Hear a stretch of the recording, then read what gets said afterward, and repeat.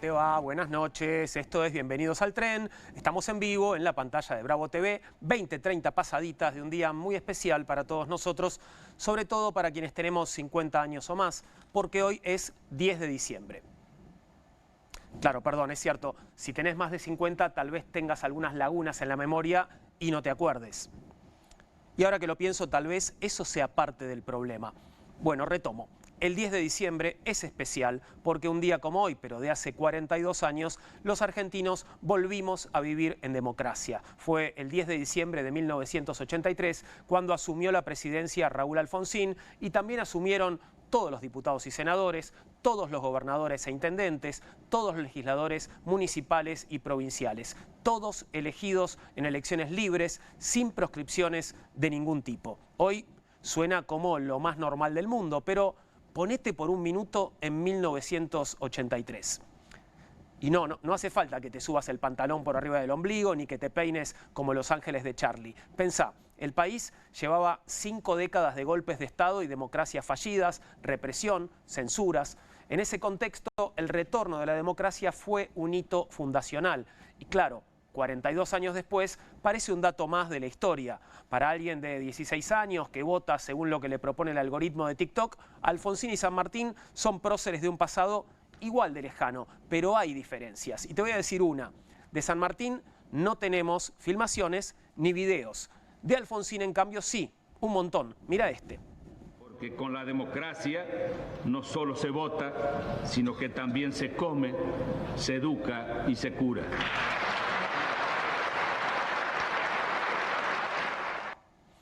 ¿Se te pianta un lagrimón?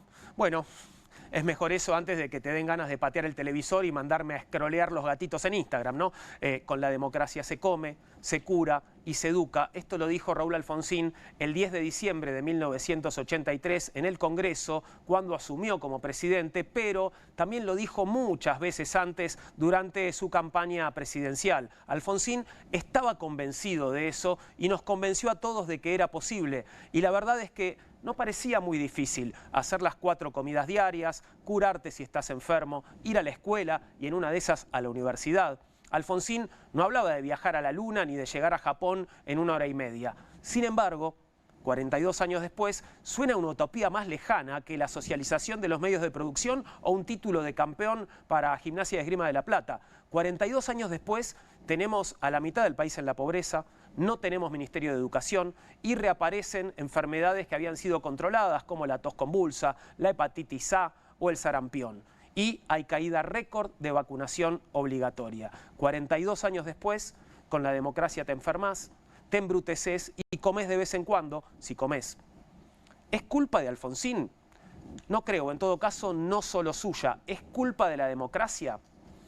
Una pregunta más complicada. Después de ver a los antivacunas haciendo su show de imanes en el Congreso, no estoy en condiciones de negarlo del todo categóricamente. El 10 de diciembre, por otro lado, pero mirá qué coincidencia, también es el Día de los Derechos Humanos.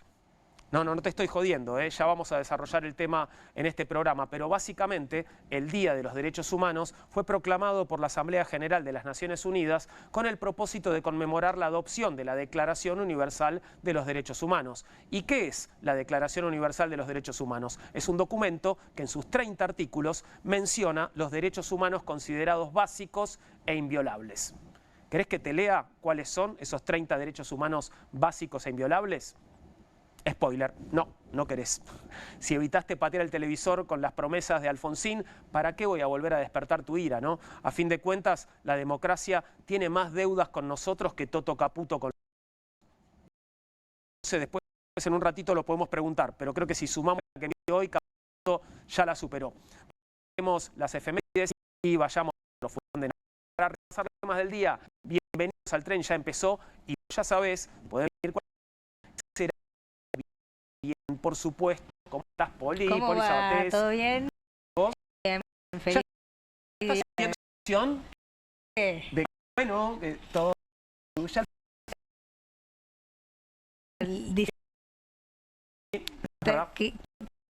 ¿Qué vacaciones? Perfecto. Te soy sincera. Muy bien, disfrútalo, Poli. Gracias. Sí.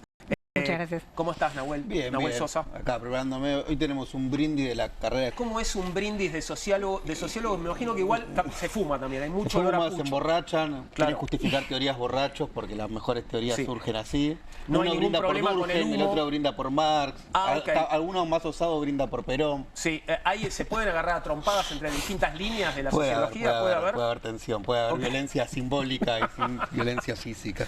Qué lindo, violencia simbólica. Bien, vamos a dejar la violencia simbólica para dentro de un ratito, porque ahora vamos a entrar en el furgón de noticias, a donde Poli tiene un montón para contarnos. Bueno, feliz 10 de diciembre, decíamos, día Gracias, de varias igualmente, cosas. claro que sí. Entre otras cosas, día de hace 2 años que asumió Javier Milei.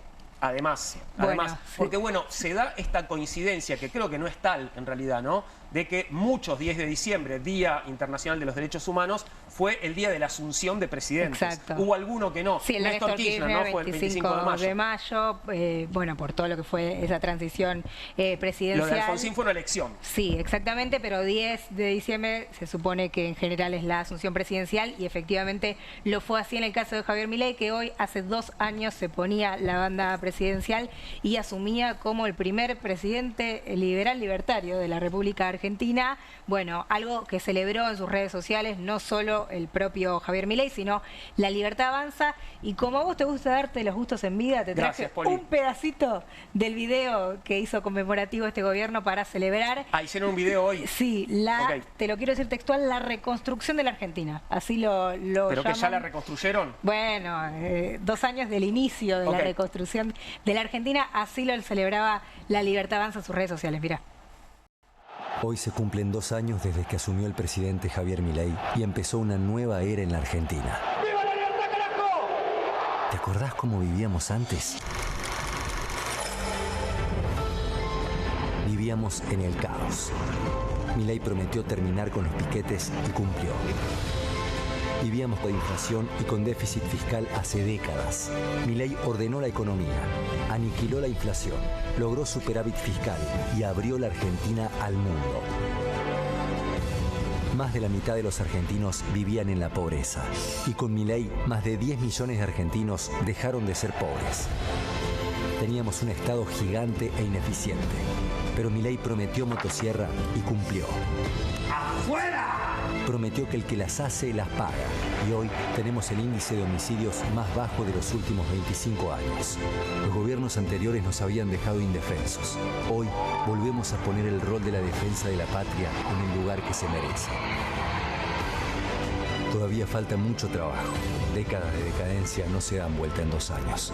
Pero ahora los argentinos saben. Cuando Milei promete, Milei cumple.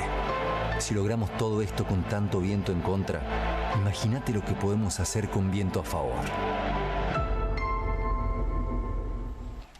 Hay unas imágenes que me llaman un poco la atención porque no las recuerdo. Yo ¿Cuáles no son? recuerdo la asunción de Milei hablando en el balcón de la Casa Rosada llena, con ¿no? una Plaza de Mayo De hecho, fue un colmada. congreso, ¿no? Sí, que fue atípico, era Fue la primera atípico, vez fue un que se congreso. hacía así. En las escalinatas y de espaldas, ¿no? De Sí. espaldas. Bueno, en el video hay varias señales para mí que a mí me llamaron la atención. Primero, que señalan como algo positivo la motosierra. De hecho, ponen una nota, creo que era del diario La Nación, que dice 2.500 empleos públicos menos por mes como un logro. Y sobre todo el final del video, donde dicen si esto lo logramos con viento en contra, si todo esto lo logramos con viento en contra, imagínense que lo que vamos a lograr con viento a favor. Que sería lo que Obviamente, tiene ahora. O sea, están hablando del Congreso, claramente, porque hoy también 10 de diciembre se renueva la Cámara. Ya habían jurado diputados y senadores, pero hoy asumen Bueno, los nuevos viento en contra legisladores. dudoso porque la ley de base se la votaron toda. Bueno, es una buena observación porque Y hasta no ahora fue pudo cualquier hacer... ley, fue una ley Sí. con reformas estructurales. Bueno, ahora parece que se viene la profundización de eso, pero bueno, con este video celebraba el gobierno sus primeros 2 años en un buen escenario, porque acaban de ganar las elecciones, lo venimos contando, y como decía recién, hoy se renuevan también las cámaras en el Congreso de la Nación y lo que viene, que ya lo vamos a hablar, pero este video lo agarró a Javier Milei en Oslo, en Noruega, Claro. porque como contaban ayer, viajaba para la entrega del Premio Nobel de la Paz. María Corina Machado, opositora venezolana, aliada al gobierno y a la ideología de Javier Milei, iba a recibirlo, iba a recibirlo porque ella misma en persona no pudo llegar, o así por lo menos dejó ese mensaje, lo recibió su hija, su familia, y Milei quería ir a acompañarla. De hecho fue con los presidentes de la región que están alineados, fue con el presidente de Ecuador, con el presidente de Paraguay, pero bueno, como no llegó Corina Machado, Javier Milei se volvió, tenía algunas reuniones bilaterales que no completó, canceló su agenda, lo que tenía programado para el resto del viaje, y ya está volando aquí en la Argentina, pero celebra sus 2 años de gobierno en un avión, claro, en uno de los tantos viajes que hizo el mandatario. Pero ¿y qué pasó? Lo de María Corina Machado tiene que ver con que está en la clandestinidad hace un tiempo ya, y no llegó a tiempo, ¿no? Supuestamente ella dijo que estaba yendo a Oslo, pero no llegó. Se supone que va a llegar en algún momento. Claro, pero no llegó para la ceremonia. No, ni para el brindis, claro, y lo que había después. Ahora, y las reuniones que iba a tener Milei, que entonces las levantó, la reunión con el rey Harald, con todo eso. Con el primer ministro de Noruega, sí.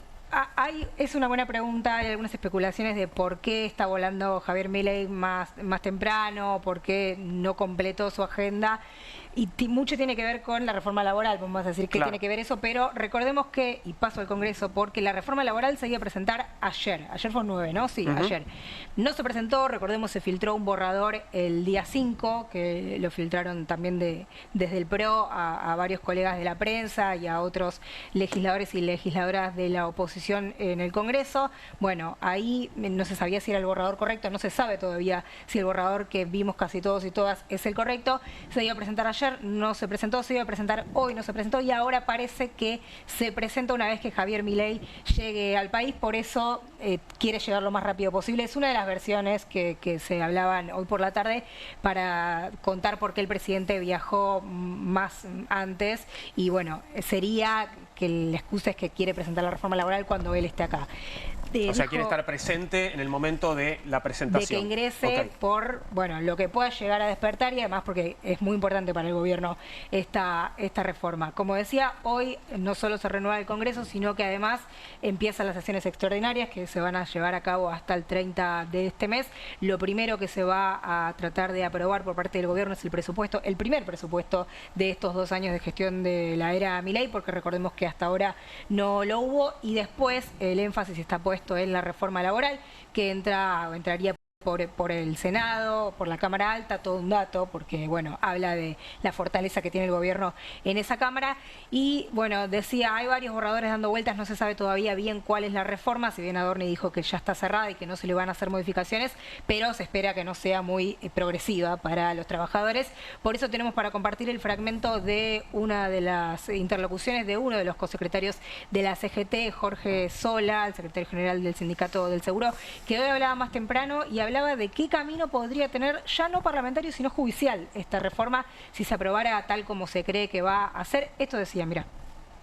Si saliera así, va a ser tachada de inconstitucionalidad en muchos juzgados, porque viola el principio de la norma más favorable para el laburante.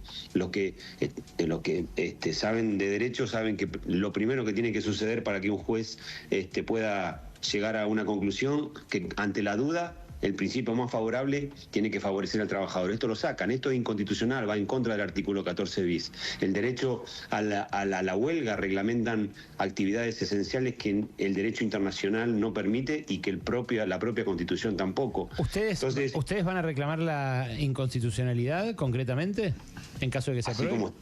Así como está, sin duda que va a haber muchas inconstitucionalidades.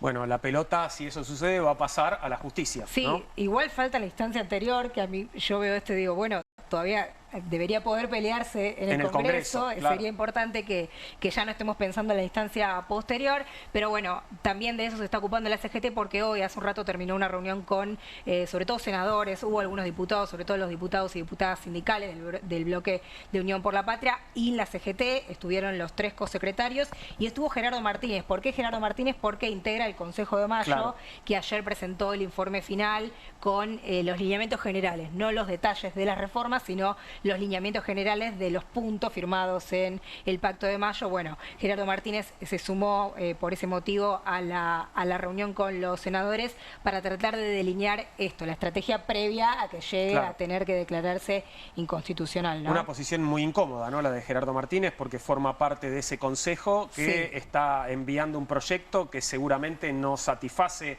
a la CGT. Bueno, ¿no? Él ayer no fue a la última reunión del Consejo, sí aparece su nombre en la firma, le preguntaron, bueno, pero si vos no fuiste, dijo, bueno, me pusieron porque fui a otras reuniones en el informe final, pero fue de alguna manera un gesto para mostrar que la CGT no está a favor de la reforma laboral tal como se está planteado. De todos modos, hoy aparecieron algunos guiños, dio Adorni una conferencia de prensa a propósito de los 2 años del gobierno, dijo, agarró su celular y dijo, tengo la reforma, el proyecto final de la reforma laboral en mi celular, no se aceptan modificaciones, pero dejó la puerta abierta a que los artículos más, ¿cómo decirlo?, dañinos para la organización sindical pudieran quedar para más adelante. ¿Querés verlo lo que dijo? Por favor. Mirá. 4 empleados. Se eliminaron los cargos hereditarios en AFIP, el Banco Central, el Banco Nación y ANSES. Durante mucho tiempo, la pauta oficial fue un elemento de coacción de la política disfrazada de publicidad del gobierno. Hoy, la pauta oficial es 0 y se ha eliminado, de hecho lo he hecho yo en primera persona, se ha eliminado la Dirección Nacional de Publicidad Oficial, que es quien ejecutaba estos presupuestos de pauta. Bueno, que no exista la pauta oficial es por lo menos discutible, ¿no? Sí, total, hay un montón de organismos. Digamos, hay maneras, sí, ¿no? Por supuesto. No eras el tramo el que te quería mostrar, pero no importa.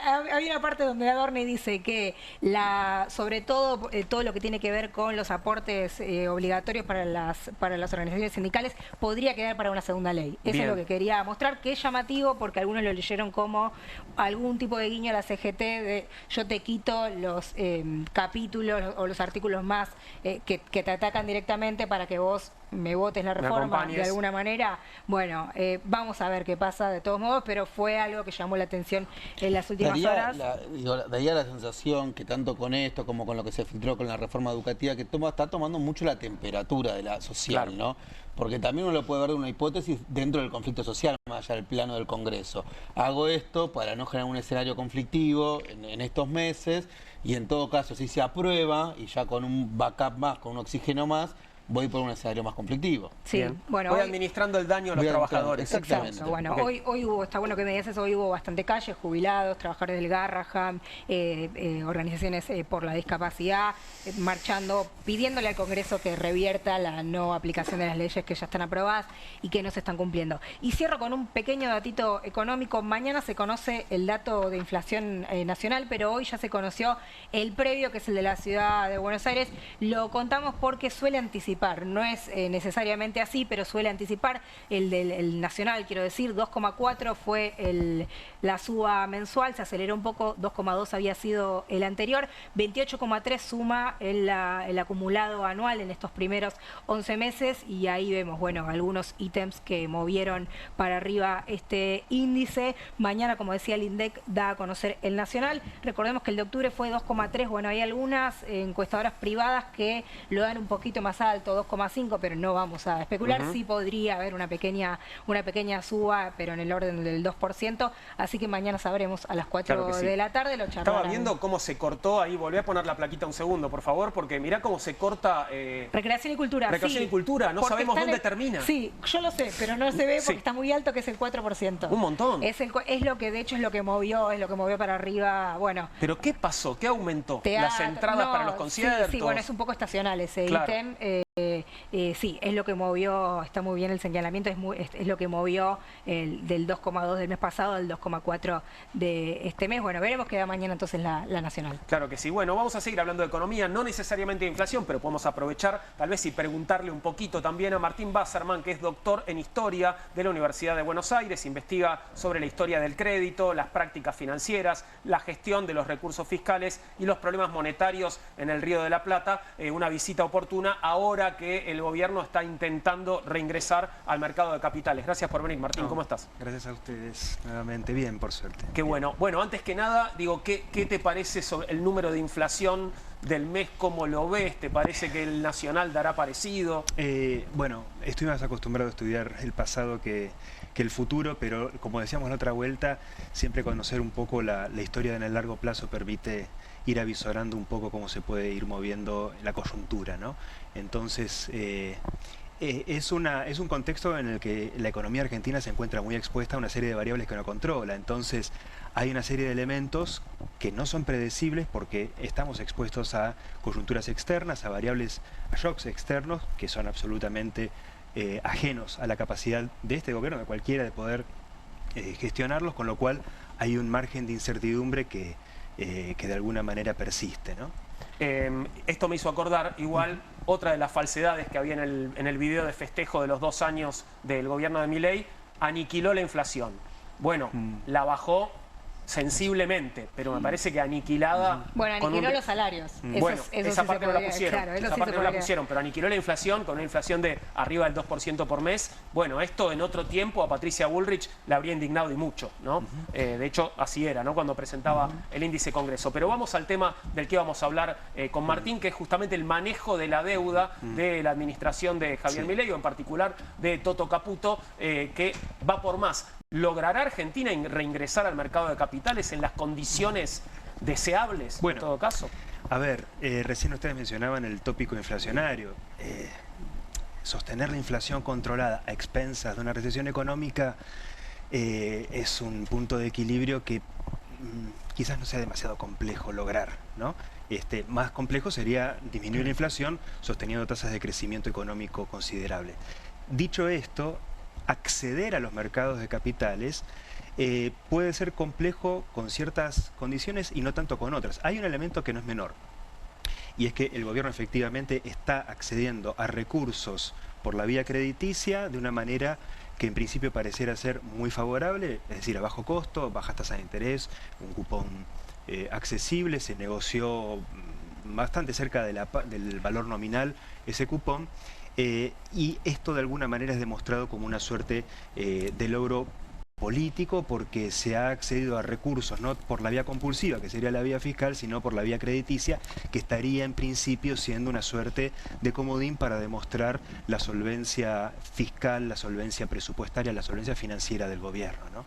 Entonces, acceder a los mercados de capitales es posible en la medida en que se realicen una serie de concesiones o los gobiernos ofrezcan una serie de compromisos que coincidan con los horizontes de expectativas de los potenciales inversores. Entonces, la cuestión es cuáles son esos compromisos que este gobierno o que cualquier gobierno puede llegar a ofrecerle a potenciales inversores, es decir, futuros acreedores, para poder acceder con ciertos términos de intercambio, ciertos términos de negociación a la negociación financiera, ¿no? Sí, hay que preguntarte, Martín, a ver, nosotros tenemos una historia de, sobre todo a partir de los 90, de lo que se conoce como un proceso de financiarización, ¿no? Que para el que no lo sabe, además de financiarización económica, esto es que un montón de agentes no financieros, es decir, los ciudadanos comunes empiezan a tomar prácticas financieras, ¿no? Tarjeta de crédito, vas a una cueva, no hay un montón. La Argentina tiene una particularidad que tiene un mercado cambiario muy importante. Y también tiene la particularidad de que los mercados de capitales, en su momento, sobre todo pienso en las 90, post-convertibilidad, o corregime, trajo también después sus consecuencias negativas. Es decir, no necesariamente acceder a un mercado de capital de por sí puede ser un triunfo, puede ser un logro, sino que puede después tener consecuencias para una economía estructural bastante complejas. Vos, tomando un poco la historia nacional de nuestro país, ¿qué advertencias pensás que hay que tener cuando el gobierno festeja casi de manera desmesurada entrar a los mercados de capitales? A ver, así como no podemos conocer el futuro, en todo caso podemos llegar a predecir algunos elementos, también es cierto que cada coyuntura tiene algunos rasgos que son singulares, pero algunos elementos de una estructura que suele quizás repetirse, ¿no? Hubo modelos de política económica en clave financiera que de alguna manera parecieran recuperarse y reverdecer a la luz de una serie de singularidades y de novedades que no son menores, ¿no? Pero teniendo en consideración las políticas económicas y más particularmente las políticas financieras y las políticas monetarias que se llevaron adelante durante ministerios como el Martínez de Hoz, más adelante durante el primero de los 2 gobiernos de Carlos Saúl Menem, hay algunos elementos que permitirían avisorar algunos resultados posibles, no deseables por supuesto, pero dada la configuración y una serie de similitudes parecieran estar en ese horizonte. A ver, si nosotros pensamos en primera instancia ¿para qué se está tomando esta deuda, ¿no? Hay un elemento, podemos redimirnos de las pruebas porque de alguna manera los propios funcionarios han planteado esto. La intención de acceder a estos recursos por la vía crediticia, en el corto plazo por lo menos, es cubrir una serie de vencimientos en el corto plazo verdaderamente, a comienzos del año próximo, comienzo de 2026. Tomar más deuda para pagar deuda anterior. Efectivamente. Ahora, ¿para qué? Uno diría, bueno, es razonable, ¿no? Es decir, hay que cumplir una serie de compromisos, después se puede discutir en otro registro del problema cuán legítimo o no es el compromiso asumido previamente. Pero son recursos tomados para pagar deudas vigentes preexistentes que tienen vencimiento próximamente. Ahora, los propios administradores de estos recursos están planteando que el cumplimiento de este pago a estos vencimientos tiene por meta, por objetivo, intentar disminuir el riesgo de incumplimiento, es decir, demostrar a potenciales inversores que Argentina tiene un bajo riesgo país o seguir contribuyendo a su disminución. La pregunta entonces es, ¿para qué disminuir el riesgo país? Bueno, la respuesta más o menos automática es para poder sostener las garantías de poder acceder al mercado de capitales en el futuro. Y entonces, como de alguna manera lo sugerís vos, Juan, se está tomando deuda con el objeto último de poder sostener en el futuro inmediato y en el mediano plazo también la posibilidad de seguir accediendo al mercado de capitales. ¿Para qué? Bueno, en el corto plazo es más o menos predecible, para sostener un tipo de cambio que no tenga impacto inflacionario por la vía del pass-through, para sostener la posibilidad de cubrir el déficit comercial resultante de la apertura comercial, para sostener los déficits de la balanza de pago, de la cuenta corriente, es decir, no para sostener el financiamiento de la ciencia y de la tecnología, del sistema educativo, del sistema previsional, del desarrollo de infraestructura pública. Es decir, para sostener con recursos obtenidos a crédito una serie de elementos que no están sostenidos o que no estarían sostenidos por la riqueza generada por un oportuno crecimiento de la economía nacional, que serían obviamente en esa otra alternativa, que no es la que pareciera visorarse, recursos genuinos redistribuidos por vía fiscal, ¿no? Entonces, ¿para qué se está accediendo al mercado de capitales? Bueno, pareciera ser que para garantizar la continuidad del acceso a un sistema de deuda internacional en principio, aun cuando en este caso está bajo jurisdicción argentina, sin embargo es una deuda nominada en dólares, lo cual sugiere, por lo menos sugiere, que la deuda es un elemento constitutivo, es un elemento estructural en esta configuración económica, en este esquema de desempeño económico, ¿no? Te hago una repregunta, quizás lo dijiste y yo no lo entendí porque es un poco técnico, pero lo que el gobierno anunció, lo que anunció Caputo es que vuelven al mercado internacional de deuda o que van a colocar deuda en dólares en el mercado local. Sí, bueno, a ver, el punto es el siguiente, si se está obteniendo crédito en una divisa que no es la que emite nuestra economía, en algún momento el gobierno tiene que obtener las divisas necesarias para amortizar el capital, sobre todo en un tipo de bonos como estos, en los que el capital en principio se tiene que amortizar dentro de 4 años, es decir, está planteado dentro de las cláusulas, devolver, ¿no?, el capital principal y no solamente el pago de los servicios, ¿no? Con lo cual hay un compromiso implícito, o no tan implícito, que es que este gobierno o futuras administraciones tienen que lograr cumplir un desafío que es obtener divisas para sostener reintegros a estos compromisos que están asumiendo, ¿no? Otra pregunta es ¿cómo ha logrado acceder esta administración a este mercado? Bueno, mediante una serie de compromisos, algunos compromisos más inmediatos, otros menos inmediatos. Hay algunos elementos que permiten entenderlo rápidamente. Aparte de facilidades en cuanto al apalancamiento para tratar de expandir un poco el espectro de la demanda, se puede apelar a cauciones bursátiles para poder obtener estos fondos, o incluso algunas facilidades a la banca local para poder tener una mayor disponibilidad de estos fondos en materia de encaje. Hay una serie de elementos que tienen que ver, como decía hace un rato, ¿no?, con compromisos que no siempre están explicitados, que tienen que ver con un intento por alinear las obligaciones planteadas por una administración como esta, por ejemplo, con los horizontes de expectativas de los principales inversores, ¿no? De los potenciales acreedores, que generalmente se adecuan bastante bien al tipo de política económica que se está llevando adelante, ¿no? Es más o menos predecible también, ¿no? Una disminución del déficit, bueno, de todos los déficits en la medida de lo posible, una disminución del gasto público consecuentemente, un esquema regresivo en materia fiscal, también regresivo en materia redistributiva. Entonces, el gran riesgo ¿dónde está? ¿Y por qué consecuentemente no es una garantía per se acceder al mercado de capitales? Bueno, porque probablemente las condiciones que supone acceder a un mercado de capitales en términos favorables impliquen resultados económicos regresivos para la mayoría de la población económicamente activa, ¿no? Claro. Y acá hay un punto que no es menor, y esta es también discusión de otra naturaleza, y es que pareciera que parte por lo menos de esa población económicamente activa, mayoritaria, que en principio sería aquella sobre la cual una mayor proporción de la carga reposaría en este esquema distributivo regresivo, pareciera todavía convalidar políticamente las implicancias de este tipo de acuerdos. Con lo cual, allí hay otro elemento que también le permite a una administración como esta poder acceder a un mercado de capitales. Pareciera contar, vuelvo a decirlo, es más especulativo, pero pareciera contar con la aprobación o la convalidación de una buena parte de esa población que asumiría los costos implicados en este tipo de compromisos.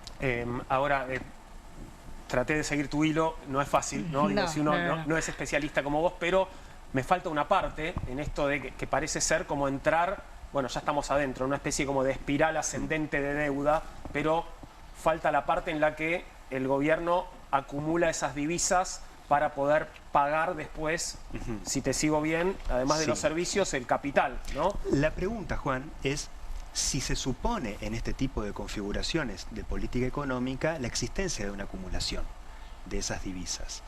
Hasta ahora la gran carta en la manga pareciera ser intentar tener la garantía de continuar accediendo al mercado de capitales, más que acumular. Bien. Pero es un poco cortoplacista, ¿o me equivoco? Es bastante cortoplacista. Claro, porque el día de mañana cambia el escenario político, tiene una derrota electoral del gobierno del 2027, o hay un clima social complejo en el 2026, esto es como muy volátil. Bueno, a ver, la crisis de la convertibilidad, que creo que recordamos particularmente para diciembre de 2001, empezó entre el 97 y el 98. Es decir, tuvo una historia que comenzó cuando empezó a haber una serie de reflujos de capitales internacionales por crisis que estaban ocurriendo en el sudeste asiático, en Rusia, que hicieron que los capitales internacionales comenzaran a retraerse de ese tipo de economías emergentes. Lo hacen consecuentemente también de Argentina, y Argentina estaba eminentemente expuesta y vulnerable también consecuentemente a la necesidad de capitales que por la vía financiera llegaran para sostener lo que en ese momento estaba dispuesto legalmente, que era una base monetaria sostenida por una paridad de la que ahora este gobierno, por eso aquí hay una singularidad, este gobierno tiene la posibilidad de devaluar si lo creyera necesario, ¿no? Entonces, el horizonte de la acumulación de divisas que puede estar enunciado discursivamente, sin embargo, no pareciera estar garantizado tan automáticamente a partir de este tipo de configuraciones en materia de política financiera, ¿no? La pregunta de siempre, no sé cómo hacerla, pero ¿puede salir bien esto? Y famoso y si sale bien. Bueno, la otra vuelta escuchaba a otro colega responder este tipo de preguntas con otra pregunta que me parece muy pertinente. ¿Qué significa que salga bien? ¿No? ¿O para quién, no? ¿O para quién? Bueno, que de alguna manera también se condice una cosa con la otra, ¿no?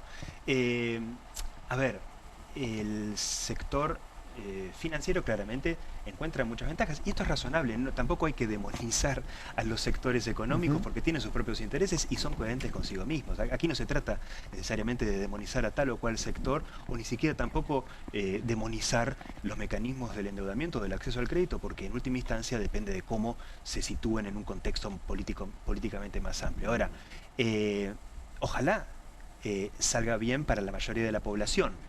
Es difícil avisorar de qué manera eso sería posible. es bastante más fácil entender de qué manera esto podría favorecer, por lo menos en el corto plazo, a algunos sectores que socialmente son minoritarios y que económicamente son muy importantes. Pero, como decía un economista, en el largo plazo generalmente estamos todos muertos, ¿no? Entonces, ese es el gran dilema entre el corto y el largo plazo. El tema es si estamos muertos en el corto plazo, ¿no? Ese es otro problema. Claro, sí. Martín, muchas gracias por a haber ustedes. estado con nosotros. Bueno, por lo menos terminamos con una sonrisa, ¿no? Sí, me asustó un poco el cierre. Sí. Bueno, no, pero era un chiste. No, sí. Era un chiste. Preguntaba lo de si sale bien porque se acuerdan que al principio del gobierno, ya a propósito de que hoy se cumplen 2 años, era una pregunta que se hacía mucho. Ya Claro. no se escucha tanto. O esto termina mal, era el Ya no se típico. escucha tanto el y si sale bien, ¿vieron? Claro.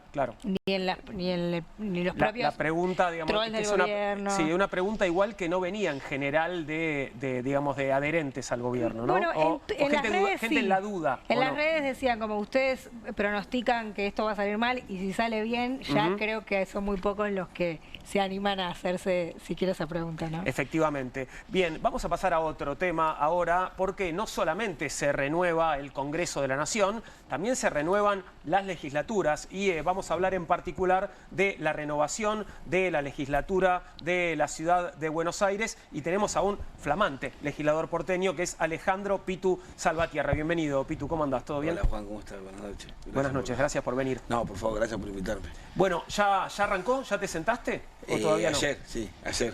¿Qué Ayer, tal? ¿Cómo fue eso? Y muy especial, muy... Un momento emotivo, ¿no? Sí, Obviamente. sí, hay toda una vida de militancia atrás de eso, hay 20 años de militancia, está mi vieja, el recuerdo de mi vieja, el recuerdo de muchos compañeros que pasaron por la vida de uno, la alegría de los compañeros afuera de la legislatura que ocuparon toda la calle. Estaba lindo, fue un lindo día, un día emotivo, no siempre se da que una persona de los sectores que pertenezco yo, los sectores populares, vendríamos a decir, llegue a la legislatura y... Primera vez, de hecho, ¿no? Sí. Vos y Mariana González, Sí, sí. primera vez en la Mariana historia. González, que viene de una problemática de situación de calle, que también es una problemática muy sensible en la ciudad de Buenos Aires. Me parece que esas voces son interesantes tenerlas dentro de la legislatura, no todo es tecnicismo, no todo es sabiduría iluminada, sino que hay veces que la sabiduría popular también es importante incorporarla y la política es un elemento, me parece interesante para que incorpore la visión de determinados sectores que están subrepresentados en línea general en la política nacional. ¿Y qué escenario te imaginás? Digo, ¿cómo va a ser la bueno, batalla? Por ¿no? primera vez somos la primera minoría en muchos años, Bien. con 20 legisladores, y hay una legislatura que bastante diversa, diría yo, por ponerle una palabra, ¿no? Porque está el bloque del arretismo, está el bloque del radicalismo, y la izquierda también, los libertarios, también está el PRO, estamos nosotros, con distintos números, la primera minoría somos nosotros, pero bueno, creo que hay posibilidades de muchos acuerdos, de posibilidades que no venía habiendo en la legislatura años anteriores, en donde había una mayoría del casi oficialismo, automática, ¿no? del oficialismo, casi una escribanía, diríamos nosotros, para eso hacer la legislatura. Yo ahí, Pitu, te quería preguntar, bueno, vos tenés un muy buen laburo en las comunas, yo he ido incluso, que vienen haciendo ahí laburos educativos, sociales. Por un lado, preguntarte qué propuestas o proyectos te estás imaginando para llevar en el 2026 a la Legis. Y por otra parte, también viste que últimamente hubo un debate en redes, que después se llevó un poco también a la tele con respecto al tema de la urbanización de la 31, ¿no? Que los libertarios salieron muy fuertes ahí con la idea de que hay que pagarle a la gente, el mercado, para que se vaya. Sí. Bueno, un Ahí poco, tuviste el video de Ramiro Marra. el video de Ramiro Marra, ¿no? Volvió a estar en la agenda pública, vos el tema lo venís laburando. Bueno, me gustaría un poco eso, conocer con qué andas pensando. Bueno, no, la lucha de las villas en la ciudad de Buenos Aires es una lucha histórica. Siempre nos quisieron echar, nunca nos... Una parte de la comunidad porteña no nos considera parte de la ciudad, es algo histórico. Creo que la ley que termina un poco en la discusión política sobre si las villas se quedan o se van es paradójicamente una ley del menemismo, que es la ley de arraigo, en donde bueno se define que las villas se quedan donde están y que deben ser integradas urbanísticamente al resto de la ciudad. Debe ser urbanizada, dice esa ley, después nosotros aportamos otro criterio. No, a mí me parece que la ciudad necesita tener un proyecto de integración urbana de mediano y largo plazo, con una inversión sostenida, que vamos a necesitar por lo menos 10 o 15 años para terminar de integrar urbanísticamente a todos los barrios, que sea previsible, con tiempo, que los vecinos no sean... Porque hubo algunos intentos en la gestión de la reta de integración urbana, como en la Rodrigo Bueno, en el Playón de Fraga o en la Villa 20 y en la 31. Creo que el más acabado de la Rodrigo Bueno, Creo que la Villa 20 se quedó a media porque terminaron siendo 20 torres que ahora te tapan la villa, que sigue estando atrás de las 20 torres. La Playa de Fraga está muy lindo pasar por Triunvirato, pero a la izquierda sigue teniendo la villa y a la derecha los edificios, entonces termina como a medio paso. Y ahora en la última sesión de la legislatura tuvieron que votar una ley para condonarle la deuda a todos los que viven en los departamentos de Rodrigo Bueno, que le estaban cobrando la ABL como si vivieran en Puerto Madero. Okay. ¿No? Entonces digo, como que esas cosas, por un lado tienen algo positivo, que se avanzó sobre determinados temas, pero por otro lado no puede estar sometido a la buena voluntad de un funcionario de turno la urbanización de un barrio, no, tiene que ser programado, participativo, porque vos abrís calles, reubicás familias y es traumático todo ese proceso. Entonces si vos sabés 1 o 2 años antes de que va a llegar la urbanización al barrio, todo se prepara de una manera distinta. Me parece que eso necesitamos, previsibilidad, continuidad y un proyecto de mediano y largo plazo de integración urbana en la ciudad de Buenos Aires que termine con las villas y con los ciudadanos de primera y de segunda, ¿no? Pero también está dentro, no voy a la legislatura solamente a representar a los villeros, sino soy un porteño más. Yo nací en esta ciudad, nací en el Hospital Salaberry, me crié y viví toda la vida en esta ciudad y soy tan porteño como cualquiera de los que están en la legislatura y de los que viven en la ciudad de Buenos Aires. Además, yo viví siempre en la ciudad de Buenos Aires, nunca viví fuera de la ciudad de Buenos Aires. Así que hay un montón de problemáticas que nos preocupan, como el endeudamiento familiar que hay en la ciudad de Buenos Aires. Tenemos un gran porcentaje de las familias porteñas que están endeudadas, si no son bancarias, en distintos lugares, pero están con deudas casi impagables. El otro día hablaba con mi hermana está endeudada 5 veces en su capacidad de pago. Es una trabajadora farmacéutica que está estable, que está en relación de dependencia y tampoco llega a fin de mes. Y viste, un día que pagaste la mínimo de la tarjeta, listo, entraste en una rueda que no salís nunca más. Y así como mi hermana, hay un montón de gente que no es de los sectores populares, porque los nuestros no se endeudan en los bancos, se endeudan en los sucuchos, que son peores, después le cobran intereses usureros. Claro. Pero hay un montón de familias de la clase media que están totalmente endeudadas y que cada vez esa deuda se va incrementando, los niveles de morosidad lo dicen los bancos. El banco el otro día Santander decía que el nivel de morosidad superaba el 15%, cosa que era un nivel histórico. Y es porque las familias no tienen recursos por cosas, algo tiene que hacer, el Estado tiene que intervenir en esas cosas. El acceso a la vivienda es otro problema que nos afecta directamente. Nosotros tenemos gente alquilando en los barrios que hace 20 años vivía en el centro de la ciudad, en la línea centro de la ciudad, digo, no en la línea Rivadavia, y hoy vive en una villa. Se fue corriendo, ¿no? Y después tenemos familias que desde el norte se van corriendo al centro, que del centro se van corriendo al sur, terminan en un barrio popular o si no en un terreno en el conurbano bonaerense. ¿Cuál es la política de la ciudad? Y después terminar con el doble estándar del jefe de gobierno, de que asumió Mauricio Macri. En la ciudad siempre ejercieron un doble estándar. Cuando discuten con el gobierno federal, discuten como un estándar de gobernador, y cuando giran a gestionar, gestionan como un intendente, te hacen bacheo y poda, y después no hay política de empleo, no hay política de estrategia de producción, no hay política de vivienda. Todo eso que está reclamando. El IBC, el sur está totalmente abandonado. Si vos ves el sur de la ciudad de Buenos Aires, necesita una inversión fuerte, la salida al Riachuelo parece no importar como importa si se va a salir al río. Qué sé yo, hay cuestiones, si vos vas a una plaza del norte y vas a una plaza del sur, te vas a dar cuenta de la diferencia de en dónde está el Estado y en dónde no está, y en dónde, para quién gobierna y para quién no gobierna, ¿no?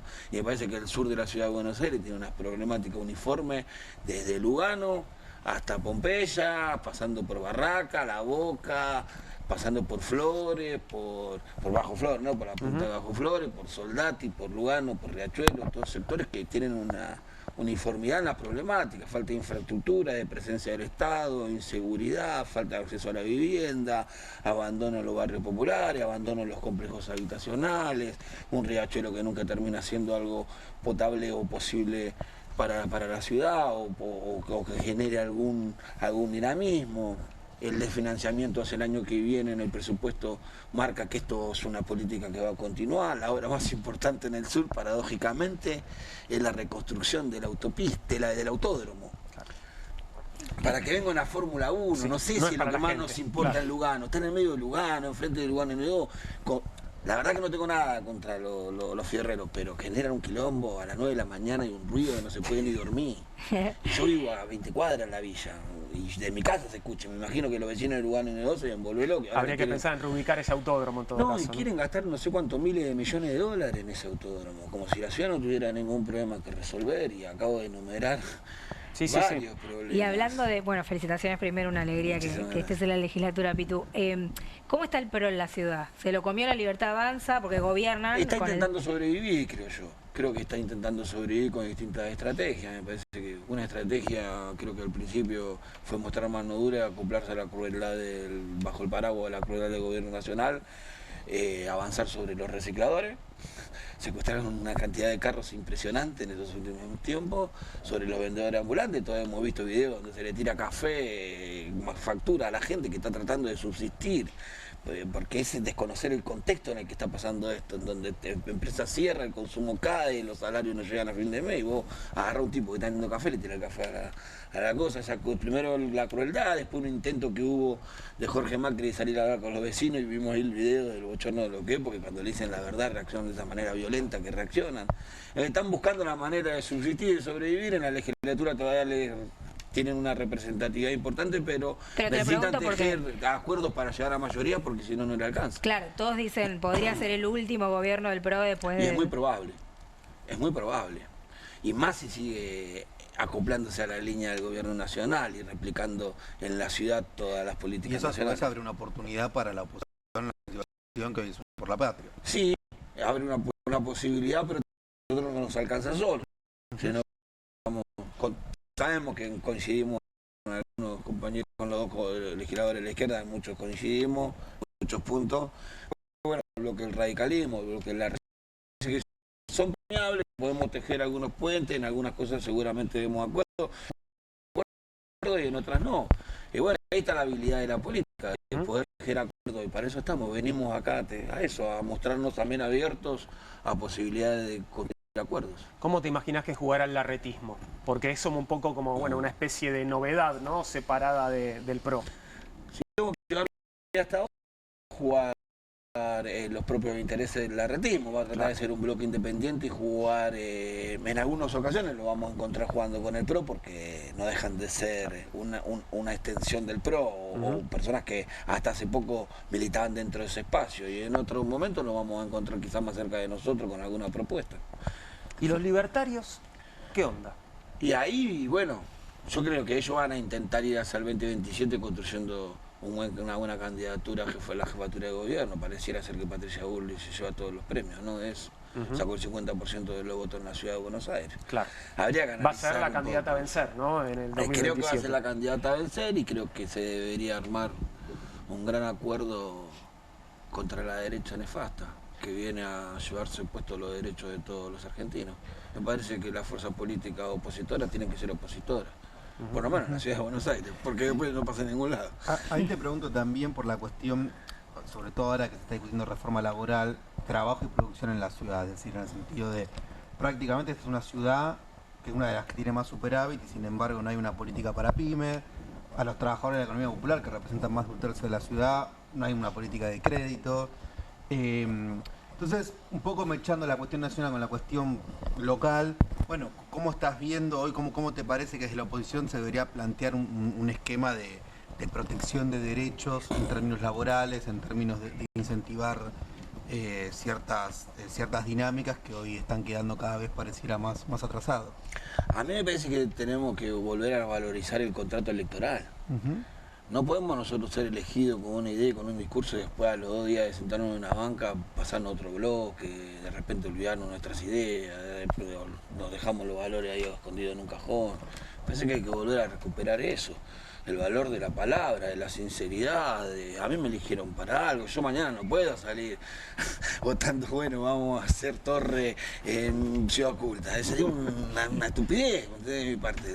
A mí me votaron para determinada cosa, y me parece que tengo que respetar el contrato electoral, y la oposición es oposición, ya sea radical, ya sea el larretismo, ya sea la izquierda, ya sea el peronismo. Somos la oposición en la ciudad de Buenos Aires, y gobierna el PRO. No sabemos si lo va a hacer en alianza con la Libertad Avanza o no, por eso siempre lo dejo ahí en una incógnita, porque nunca se sabe. Estos muchachos un día comen milanesa, al otro día se pelean, pero después vienen a comer milanesa, qué sé yo. Quizás mañana comen milanesa y se arreglan y terminan todos juntos en un bloque unificado, yendo a una candidatura unificada, cosa que lo veo difícil, pero puede ser posible. A mí me parece que eso, recuperar el valor de la palabra y del compromiso electoral. La gente te vota para algo. Vos conseguiste esos votos representando o a través de una fuerza política o a través de un discurso que desarrollaste en una campaña. Y vos tenés que ser consecuente con eso. Yo creo que es sencillo lo que te pide la gente, no nos mientan más. Sean consecuentes con lo que dijeron en la campaña. Totalmente. ¿20 legisladores? 20 legisladores del peronismo. Bien. Un bloque, en ese caso, sin fisuras, ¿no? Sin fisuras. Perfecto. Sin fisuras. ¿Quién al frente? ¿Leandro Santoro? No, Claudia Neira. Una compañera que viene llevando adelante hace ya 2 años el bloque del peronismo. Leandro igual se incorpora, ¿no? Leandro es parte del bloque, sí, también está Lamen, bueno, también el jefe del bloque anterior había sido Juan Mudarelli, un compañero de la Cámpora, yo, está Fede Moche, bueno, me voy a olvidar de algunos, ¿no? Pero sí, 20, un bloque sólido, claro, con ideas claras, con un rumbo claro y sabiendo el rol que nos dio la población de la Ciudad de Buenos Aires, que es de ser oposición al gobierno de la Ciudad de Buenos Aires. Y ese es el rol que vamos a cumplir. Y la posibilidad de, en este nuevo armado de la legislatura, proponer leyes que le vayan mejorando la vida a los porteños, preocuparnos por las cosas que aquejan la vida diaria de nuestros porteños, a ver cómo le alivianamos. El Estado tiene que estar para ayudar al que no puede solo, sino para qué está. Y hay un montón de porteños que no están pidiendo solo, y muchos de ellos por primera vez en su historia. No están acostumbrados, y es más difícil para ellos. Para los nuestros, viste, que están en el barrio, el comedor es un elemento que hace 30 años que existe, la olla popular es un elemento que hace 30 años que existe, la solidaridad es un eje central alrededor del que se construye el barrio. La olla popular es una excusa, es una doña que un día ve el hambre y pone 4 maderas, pone fuego y usa una magia y le da de comer a todos los pibes del barrio. A la semana son 5, al mes son 20, a los 2 meses son 30 y a los 3 meses están en el municipio pidiendo que le pavimenten la calle. Es lo que pasa alrededor de eso, ¿no? Entonces la solidaridad en los sectores populares existe, está, todavía hay una red que se construyó en un 30 años de lucha de las organizaciones sociales que sigue existiendo y que sigue sosteniendo y dándole de comer a miles de pibes en el conurbano y en todo el país. Ahora, los sectores de clase media no estaban acostumbrados a pasar por esta situación, no estaban acostumbrados a no poder llegar a pagar la tarjeta, a no poder pagar la prepaga, a cargar la naja, llenas un tanque y salga 100 lucas. Casi nadie puede vivir. Hay un profesional, ¿cuánto cobra? 1.200.000 pesos, 1.300.000, 1.500.000, 2 millones. Tampoco llega a una vida que tiene que tener una persona que estudió 20 años en la universidad, 10 años, 15 años, que hizo una carrera. Sin duda. No digo yo la economía popular, porque tampoco podemos pretender que la economía popular tenga un buen pasar si el resto de la sociedad está caído. O sea, mucha parte de los sectores populares vive de la changa que genera la clase media. Cuando vos pintás el departamento, haces un arreglo de edad, ¿quién lo hace? Lo hace nuestro vecino. Cuando se cae eso, que la gente empieza a ajustar, lo primero que empieza a ajustar es al que le viene a cortar el pasto, al que limpia la pileta, al que pinta. Y bueno, eso ya desapareció. Entonces, si no se recuperan esos sectores, es más difícil que se recuperen los sectores al que pertenezco yo.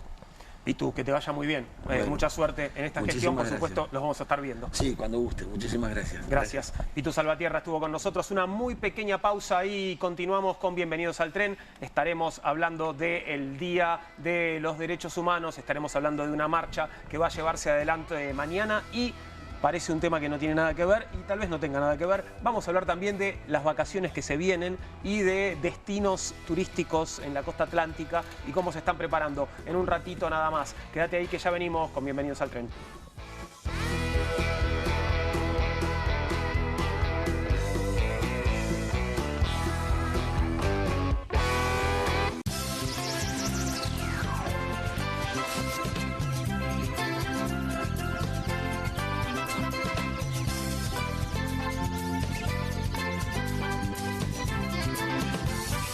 Tener la nueva línea Philco Inverter Pure Energy, que usa IA para diagnosticar la calidad del aire y renueva el ambiente con una brisa pura del exterior, es darse un gusto en vida. Los gustos en vida. Philco. Tommy, ¿vos ibas a traer los nuevos Mulmasti palotes?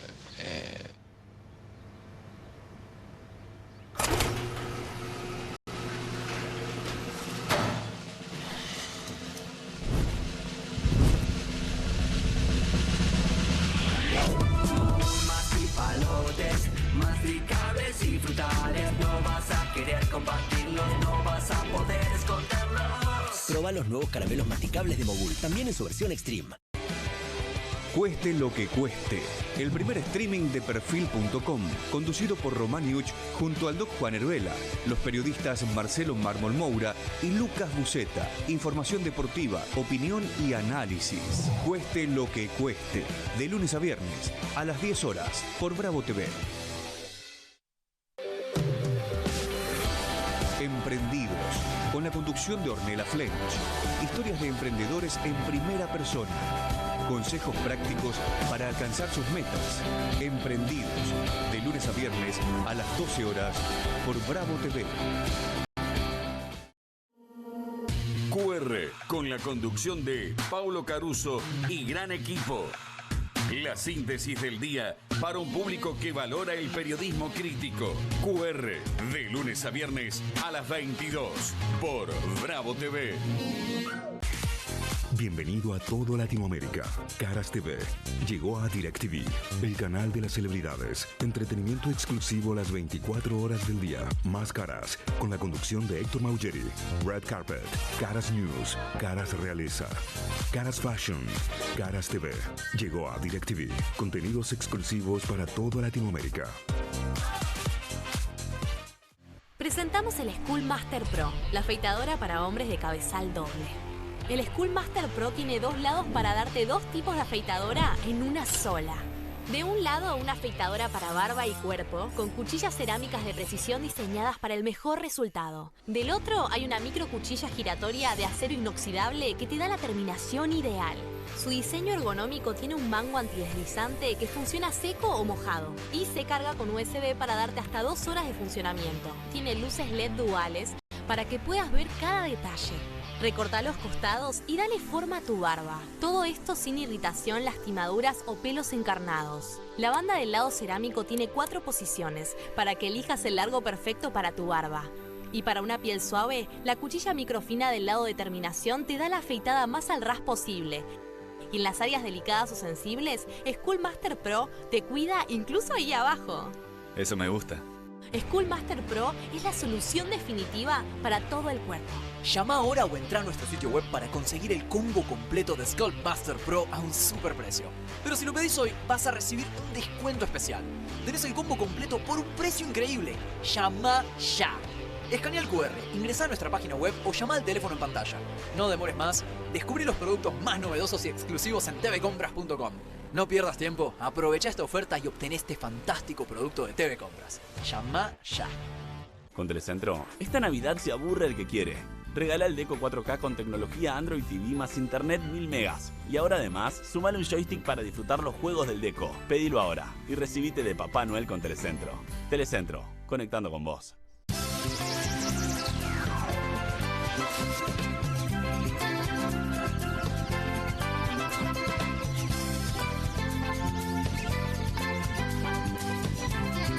Aquí estamos de vuelta con Bienvenidos al Tren en vivo en Bravo TV y como te contábamos, obviamente ya debes saberlo, hoy es el Día Internacional de los Derechos Humanos. Mañana se va a llevar adelante la Marcha de la Resistencia a Plaza de Mayo. Vamos a hablar de estos temas con Charlie Pisoni, que es integrante de Hijos Capital, militante y nieto recuperado. Bienvenido, Charlie, gracias por estar con nosotros. Y con Félix Kraus, que es fiscal federal de causas de violaciones a derechos humanos en el terrorismo de Estado, en particular ESMA y Primer Cuerpo de Ejército de la Procuración General de la Nación. Félix, bienvenido, gracias por estar con nosotros. Gracias por invitar.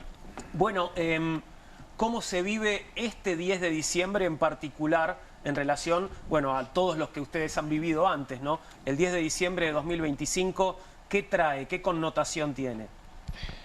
Bueno, la verdad es que es un 10 de diciembre distinto porque estamos viviendo un momento nefasto en nuestro país. Hay un retroceso enorme en materia de derechos humanos, motivo del plan económico que lleva este gobierno, que es un plan económico similar al de la dictadura. Hoy no hay desaparecidos a quienes son opositores políticos, pero sí hay persecución política, hay personas que son detenidas en marchas y manifestaciones, hay dirigentes políticos detenidos como Cristina Fernández de Kirchner, con lo cual es un 10 de diciembre distinto, porque vemos a los jubilados que sufren, vemos que hay muchos familiares nuestros y amigos que no llegan a fin de mes. Es decir, nos juntamos mañana en la Plaza de Mayo para conmemorar esas históricas marchas de la Resistencia, pero también para denunciar el momento que estamos viviendo, que es de retrocesos en materia de derechos humanos, sobre todo en un país que fue vanguardia en la materia durante muchos años, que fue vanguardia no solamente con lo que se refiere a memoria de verdad y justicia, sino en la ampliación de derechos. Nuestro país era mirado en el mundo por lo que sucedía en derechos humanos y hoy justamente se mira a la Argentina con todos los retrocesos que están pasando y lo que estamos viviendo, que es la verdad que lamentable. La semana pasada renunció el secretario de Derechos Humanos, Alberto Baños. ¿Qué balance de su gestión de estos 2 años? Bueno, fue la CIDH hace poco a negar la cifra de desaparecidos, que fue lo más resonante. ¿Cómo vieron esa gestión y lo que viene, no? La peor gestión en materia de derechos humanos que tuvo el Estado Nacional desde que se creó lo que fuera la Dirección Nacional, después subió a subsecretaría, después a secretaría, este gobierno le bajó el rango a subsecretaría. La de Baños ha sido la peor gestión por varios motivos, principalmente porque la planta se disminuyó a la mitad y no quiere decir que la planta estaba llena de ñoquis, no, es que se han cerrado áreas que eran muy sensibles y que hoy no pueden seguir adelante. Por ejemplo, si uno quiere hacer una investigación sobre algún familiar desaparecido, la CONADI, por ejemplo, es quienes buscan a los nietos, ¿no? Viaja por todo el país. Hoy ya no pueden viajar de la misma manera, no pueden hacer la misma búsqueda, los nietos no se buscan con la misma intensidad, y así un montón de áreas del Estado que se han cerrado, no solamente las áreas de derechos humanos, sino todas las que tienen que ver con la promoción de derechos y la protección. La gestión de Baños, de alguna manera, es el reflejo de esta gestión de Milei. Es nefasto y la verdad que nos da vergüenza que haya un funcionario argentino que no solamente niegue lo que sucedió en el pasado reciente, sino que además defienda a los criminales que torturaron y violaron a nuestros padres y nuestras madres. ¿Puede venir algo peor todavía, Félix? Siempre puede venir algo peor. Eso, o sea, la experiencia y la historia nos demuestra que siempre está alguien dispuesto a cavar un poco más en el fondo del pozo, ¿no? Nosotros estamos en este momento sosteniendo los juicios.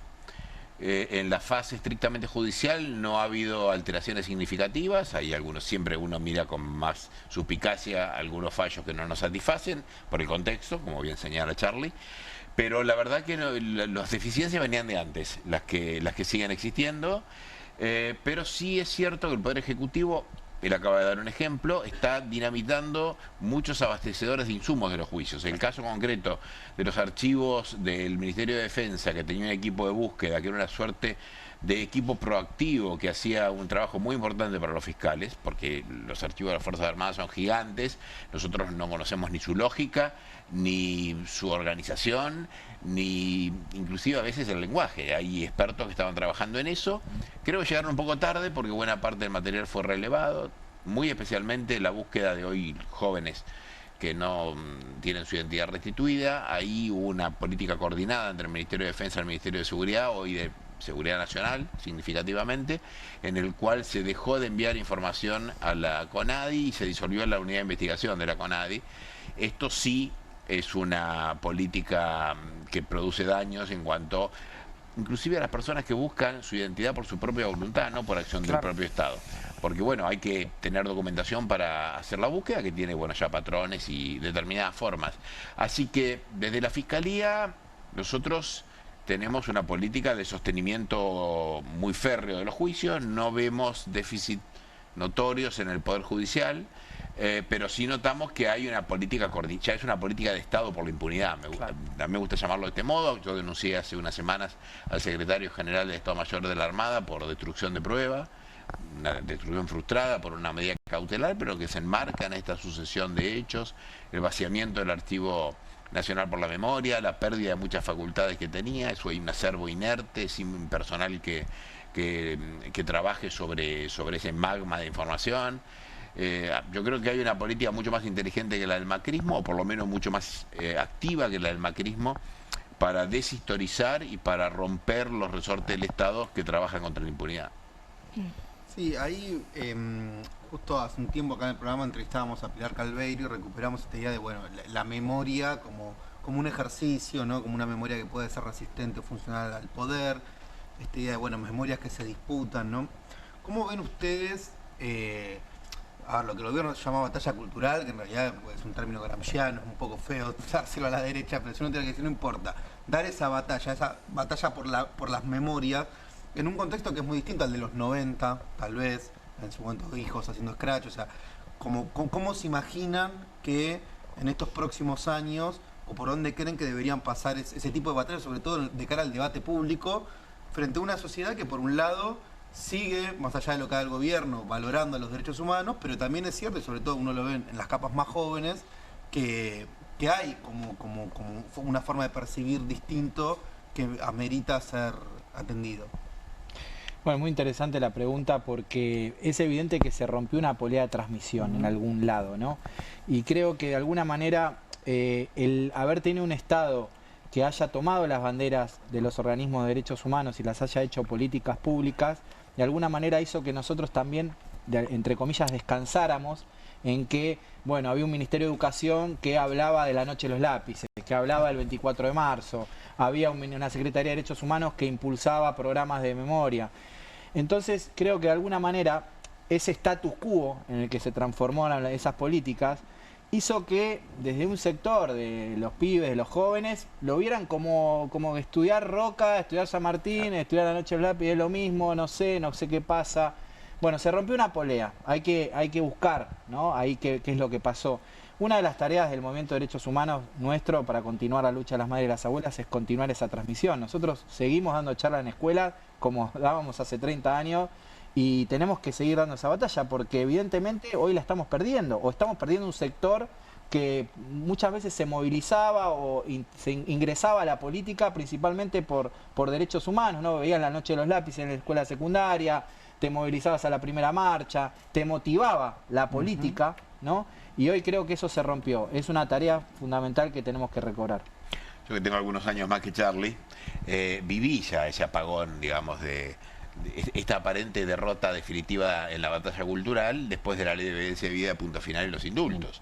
Digamos, hubo una movilización, tal vez la más grande de la historia argentina después de Semana Santa, en el año 90 contra los indultos. Sin embargo, inmediatamente después yo era docente en la facultad y vi una curva de la efervescencia del retorno democrático, un apagarse, un aparente retorno al individualismo bajo las formas de la apatía y luego un reverdecer. Digamos, estas horas, por supuesto, yo no tengo elemento para analizar cuáles son, qué fuerzas causan estos ciclos en la historia, pero sí me parece que ahí tiene que ver con la propia dinámica de estos actores que de pronto reaparecen. Cuando apareció la agrupación Hijos fue una verdadera revolución en la escena de la política nacional, porque la cuestión del juzgamiento a los criminales de lesa humanidad estaba absolutamente, no afuera de la agenda, fuera de la conversación pública.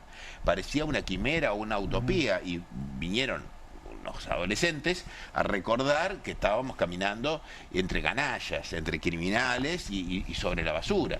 Entonces, a mí me parece que en las urgencias de lo cotidiano, por supuesto la gente prioriza su sobrevivencia en este estado extraño de estupefacción en el que estamos post-pandemia. Algún día habrá que analizar concretamente cómo impactó esto en la gente y no va a estar en el tope de las urgencias éticas. Ahora, cuando es demandada la gente sobre estos asuntos, y ha pasado muchas veces, este tema vuelve a ponerse en el tope de las elecciones. Digamos, si uno hiciera una consulta popular y dijera hay que liberar a los criminales de lesa humanidad o hay que dejarlos presos, los pocos que quedan presos, inmediatamente yo ahí sí me atrevo a ser profético. No tengo dudas de que la sociedad argentina diría no, quien ha cometido estos crímenes tienen que estar detenidos. Pero las urgencias son otras. Claro. Y a veces se confunde esto con una derrota de una batalla cultural que yo creo que es permanente. Que me parece que esta disputa es una disputa permanente porque forma parte de la disputa política mayor, ¿no? Sí, porque además si la das por ganada, la perdiste. Bueno, ¿no? Esto fue uno de los grandes errores que se cometieron. Claro. Con amigos comunes, con Charlie, en los primeros años 2000 hubo una suerte de adelantamiento de la fiesta de la victoria. Y porque lógicamente tantos años de estar masticando bronca, de que nadie te dé bola, de que nadie te reciba en la casa de gobierno, de que el Estado sea tu antagonista y no tu aliado, produce desde luego que una suerte de narcosis de felicidad que por ahí te relaja un poco, ¿no? Los reflejos relajó un poco los reflejos comunitarios, sociales de la militancia. Bueno, hay que volver al gimnasio. Las mencionabas antes, Charlie, quedan poquitas, pero cómo están las madres y las abuelas, y entiendo que van a estar mañana algunas de ellas. Sí, mañana hacemos una actividad concentrada en la Plaza de Mayo, desde las 15:30 vamos a acompañar la ronda histórica de las madres, que todos los jueves sigue sucediendo en la plaza, porque siguen todavía muchas deudas pendientes, ¿no? Saber dónde están los cuerpos de sus hijos, saber dónde están los nietos que faltan, condenar a los genocidas que faltan aún, pero sobre todo denunciando este momento. Va a haber una actividad central que va a ser a las 6 de la tarde, que los invitamos a que nos acompañen. Nos vamos a escuchar a Estela de Carlotto, Tati Almeida y Adolfo Pérez Esquivel. Y también va a haber una jornada artística porque van a tocar bandas, va a estar Bestia Bebé, no sé si te gusta, Juan. Me encanta Bestia Bebé, no estoy viendo el afiche que tenemos en pantalla, Versuit, Bestia Bebé, Cabra da Peste. Cabra da Peste y La Chilinga. Sí. No, es una programación fuerte, importante. Digo, ¿y qué pasa con hacer un festival o hacer una acción como esta en Plaza de Mayo en este contexto, digamos, con la fuerza de seguridad que tenemos hoy, con... Bueno, nosotros tomamos todos los recaudos necesarios, las reuniones necesarias previas a esto, está todo garantizado para que se desarrolle con normalidad, y siempre los 24 de marzo nunca ha sucedido ningún hecho diverso, así que los esperamos a todos a que nos acompañen en la plaza mañana. ¿Y cómo, te insisto con esto, cómo están ellas? ¿Cómo están las abuelas, las madres? Bueno, están grandes. Tati tiene 95 años, Estela tiene 94, Adolfo también tiene 90 y tantos, digamos, de la asociación Madres Debe también quedan muy pocas, con lo cual aprovechemos estos momentos que nos quedan junto a ellas. Lamentablemente todos los seres son mortales, y tenemos que, quizás no nos damos cuenta de lo que somos los argentinos, de haber tenido a estas mujeres entre nosotros, lo que nos provocaron como personas, como militantes, y lo que son en el mundo las madres, un símbolo, ¿no? Entonces aprovechemos estos momentos que nos quedan para abrazarlas y estar con ellas. Hablabas de los 90, recordabas los 90, Félix, y lo que pasó, ese momento como de apatía, que de alguna manera se refleja también en estos tiempos. Noto, me parece que la diferencia es, bueno, la fuerte presencia hoy del negacionismo, ¿no? Que no estaba allí en los 90 y que además, digo, no tenía voces en lugares también institucionales, como los tiene en la actualidad. Sí, es otro momento, es verdad. La historia se expresa en cada momento bajo su forma. Yo, más que negacionismo, diría que hay una... entre apologistas de la dictadura y un regreso a los dos demonios, porque han sido más astutos. Después de un primer momento de negacionista, ahora la idea es la atenuación de las características de la dictadura, volviendo a la teoría de los dos demonios, ¿no? Que te lleva a dar discusiones que ya estaban dadas. Por supuesto, ¿no? Y además un desprestigio del movimiento de derechos humanos con la cuestión del curro de los derechos humanos, en fin. Ahí sí empezó Macri con esa. Una difamación, por supuesto, está clarísimo. Esto es una retórica que además empezó antes en sectores marginales, luego lo tomó el macrismo, pero en lo institucional, digamos, en la microfísica del Estado, hubieron acciones menos radicales.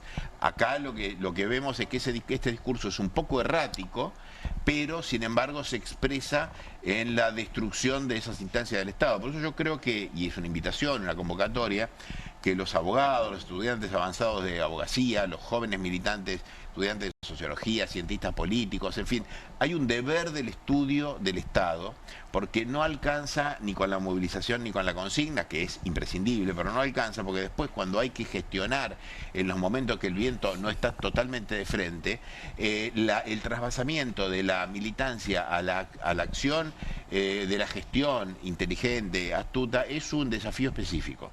Entonces hay que preparar cuadros para el momento en el cual haya que restañar lo destruido, y además preparar los cuadros para restañar lo destruido es el primer momento de restañar lo destruido. Claro. Pero yo ahí les hago una pregunta, ¿no? Porque vos mencionabas esto de que, bueno, cuando en el 2000 cambió como que dio vuelta y hubo como cierto festejo anticipado. Ahora, también dentro del propio campo popular hay un debate en torno a cómo fue el vínculo con el Estado. Sí. Es decir, respecto, sobre todo de las corrientes más de izquierda, se cuestiona también que hubo cierta institucionalización de los derechos humanos, que en un momento pudo haber jugado a favor, no digo de las políticas públicas, digo, y en otros momentos jugó un poco en contra, porque se perdió un poco volver a esta cuestión más de la comunidad por más allá del Estado. ¿Ustedes qué reflexión hacen respecto, no para discutir con los sectores de izquierda, sino para decir, bueno, no hubo capaz un sobregiro en cómo se fue el vínculo con el Estado, no hubo una cosa donde se abandonaron algunos espacios comunitarios que la derecha luego aprovechó esos poros? ¿Qué vende ahí? Ahí Charlie está más convocado que yo en esto. Sí, en realidad a mí lo que me produce esto es cuando dicen que los organismos de derechos humanos fueron cooptados por el kirchnerismo. Y yo creo que es un poco al revés, porque de alguna manera nosotros, los organismos, cooptamos al kirchnerismo, porque lo que sucedió con el kirchnerismo es que cuando le llevamos todos los reclamos los hacía realidad, ¿no? Todas las propuestas que nosotros le fuimos llevando a Néstor Kirchner las hizo realidad. En las reuniones que teníamos con él le decíamos, ¿y qué hacemos con la EMA? Ah, la EMA. ¿Y qué hacemos con esto? El Olimpo. ¿Y qué hacemos con esto otro? Y la verdad es que nunca habíamos pensado así nosotros, que crecimos en los 90. A mí me tocó ver que el Estado desapareció mis viejos. Después, en los 90, cuando salí de la secundaria, arriba una moto y veía cómo mis amigos iban a vivir a otros países. Después vimos a un país toda la al 21. Y de vamos a hacer distinta la forma de hacer política, los y no la ¿no? Con lo cual, como dice Félix, no perdamos las esperanzas de que vuelva a suceder en algún momento, ¿no? Repitamos la convocatoria para mañana. 15:30 en Plaza de Mayo, 18 el acto central y bandas durante todo el día, hasta las 20 horas vamos a estar ahí esperándolos. Buenísimo, gracias Charlie por haber venido, gracias Félix por favor, también gracias, muchas por gracias. haber estado con nosotros esta noche. Nos queda un tema más para tocar, te adelantábamos, tiene que ver con las vacaciones. Las vacaciones, Hermoso. la playa, el mar, cuáles son las expectativas en la costa argentina, cuando, bueno... ¿Montaña o mar sos, Juan? ¿Perdón? ¿Montaña o mar? Y a mí me gustan las dos cosas, pero creo que en el verano un poquito de mar, ¿no? Mar y montaña, tal vez, bueno, no lo tenemos en la costa atlántica, pero podemos ver si no van a poner alguna montaña artificial en Villa Gesell, porque tenemos en línea a Gustavo Barrera, intendente de Villa Gesell, para que nos cuente un poquito cómo viene la mano y cómo se está preparando la ciudad, la villa, para el verano que está por comenzar. Gustavo, buenas noches, te saludamos desde Bienvenidos al Tren. Hola, ¿qué tal? Buenas noches. Acá estamos en Gesell, esperando la temporada, como dijiste vos.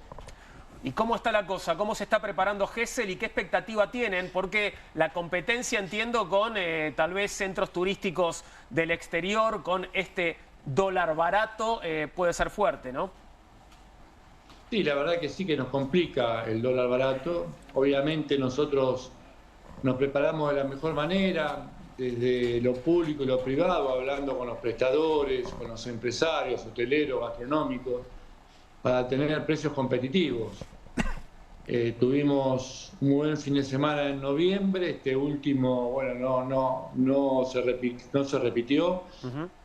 Fue un poco más bajo el porcentaje de ocupación y esperamos tener una buena temporada.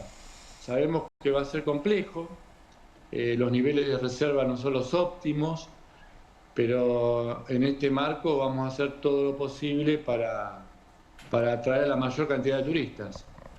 ¿Cuáles son los niveles de ocupación o de reserva y en comparación con otros años, cómo viene? Mira, se está hablando de un 40% de reservas para enero. Esperemos que esto vaya incrementando el porcentaje de reserva a medida que nos vayamos acercando a fin de año. La temporada estimamos que va a ser de regular a buena en cuanto a ocupación, pero vemos también una merma en el consumo, como está pasando en todo el país, ¿no? ¿Y qué pasa con bueno, el perfil tradicional de Villa Gesell, ¿no? Villa Gesell ha sido, creo, históricamente el balneario de los jóvenes, ¿no? Ahí es donde, bueno, te van muchos pibes y pibas que van ya sin sus padres, ¿no? Primeras vacaciones tal vez de forma independiente. Digo, ese perfil sigue así en Villa Gesell, digo, después también de situaciones complicadas que se dieron en los últimos veranos, ¿no? Mira, ha mermado un poco la concurrencia de jóvenes, pero siguen viniendo y siguen eligiendo nuestro destino. Nosotros tenemos un abanico de oportunidades para aquellos que nos visitan, ¿no? Tenemos las localidades del sur, nuestro municipio contempla las localidades de Mar de la Pampa, La Gaviota, Mar Azul, Colonia Marina, Villa Gesell Sur, Villa Gesell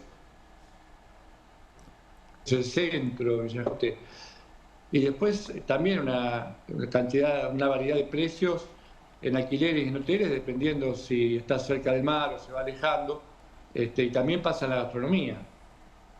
Decías recién, vuelvo al tema de la ocupación, que me parece que en lo económico la proyección es importante, 40% de reserva a esta altura. Otros años o en otras épocas, a esta altura había más ocupación, menos, igual. teníamos un poquito más de reserva, ¿no? Estábamos en 10 puntos más, 50, 55. Esta temporada va a depender mucho del clima, también depende del clima, si nos acompaña para el turista. Hoy mirando las redes, se anticipa para saber si va a ser un fin de semana bueno o no. Pero bueno, en ese marco vamos a prepararnos de la mejor manera. Decías lo del fin de semana, bueno, la expectativa del tiempo y la decisión en todo caso de las familias de tomar días de vacaciones o no en función de eso. Digo, ¿tiene que ver esto con estadías más cortas también? ¿Vos notás que ya es poca la gente que se toma un mes, por ejemplo, o alquila por un mes, alquila por 15 días? Digo, ¿se han reducido las estadías? Sí, ya, Juan, por un mes son pocas las familias que vienen, pero aún así se van reduciendo las estadías y se va reduciendo también las salidas, por ejemplo, gastronómicas, ¿no? Porque quizás una familia que viene una semana que salía a cenar todos los días no lo hace, o el que alquilaba sombra en un balneario no lo hace. En esta temporada seguramente vamos a ver ese tipo de inconvenientes. Pero bueno, la cercanía con el AMBA, la gran cantidad de habitantes que tiene la provincia, y Villa Gesell es el tercer destino turístico del país, así que vamos a tratar de traccionar la mayor cantidad de turismo. Tercer destino turístico del país, muy importante. Sí. La pregunta obligada, ¿cuánto sale la carpa o las sombrillas? No sé si lo sabes. Mira, hay diferentes precios, depende de la ubicación, pero ronda entre los 60 y 80 mil pesos. ¿Por cuánto tiempo? Por día. ¿Por día? Por día. Y depende la cantidad de días que la alquile, porque hay ofertas, cada balneario se va manejando con diferentes ofertas, ¿no? Y esto también depende de la ubicación del balneario. Y en cuanto a propuestas artísticas, ¿cómo viene Villa Gesell para el verano? Villa Gesell siempre se ha destacado por la cantidad de artistas que nos visitan. Tenemos diferentes teatros, hay oportunidades para disfrutar también desde lo público en nuestros espacios, en los espacios que tiene el municipio. Así que también esto, tenemos cine, así que esto también es importante para el destino turístico cuando nos vienen a visitar y quieren disfrutar de nuestras noches, ¿no? Los vecinos, te quiero preguntar por los vecinos en general, cuando viven en la costa, hacen temporada fuerte en los primeros 3 meses del año, en la temporada, trabajan fuerte ahí y después en el año, no sé si se dice así, pero viven de lo que hicieron en la temporada o por lo menos están más relajados. ¿Los últimos años fue así o tuvieron que intensificar también el trabajo fuera de temporada, digamos, en la ciudad? El tema que el salario y el rinde cada vez menos. Y esto se nota, ¿no?, en los inviernos. Ya este invierno fue muy duro. Claro, nosotros aquí trabajamos muy duro durante la temporada, se hace una diferencia y nos permite atravesar la parte del año. Eso en la época es así y bueno, se complica en la... Bueno, esperamos, Gustavo, que la temporada sea muy buena. Supongo que tendrás un chequeo también de la perspectiva meteorológica como a largo plazo, ¿no? Si nos toca, si se espera un verano muy lluvioso, un verano muy cálido, en general para la temporada.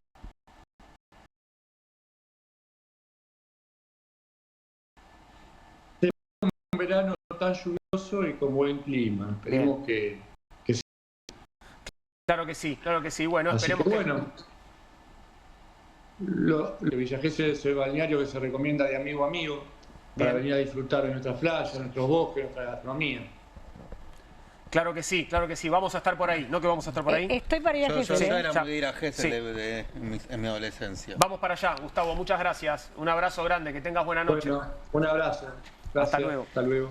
Qué lindo que los tipitos ahí que tocaban después. Los tipitos, bueno, claro, haciendo sus rondas ahí. No se lo quise decir al aire, nunca fui a Gesell, tengo que ir. No, bueno, tenés que ir a Gesell. Tengo que ir a Gesell, bueno. Tenés que ir a Gesell. Además, podés ir ahora inmediatamente porque ¿sabés qué, Poli? ¿Qué? Podés tomarte el resto de la semana libre. Gracias, qué Así que podés ir. Bueno, gracias por venir, Poli. Gracias, Nahuel, también. Hacemos una pequeña pausa para estar saludando en instantes nada más a Pablo Caruso porque ya comienza...